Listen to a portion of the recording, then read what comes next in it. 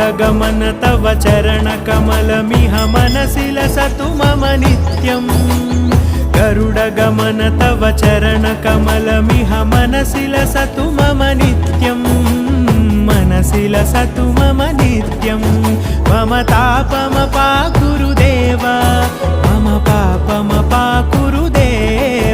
मम तापमपाकुरुदेव मम पापमपाकुरुदेव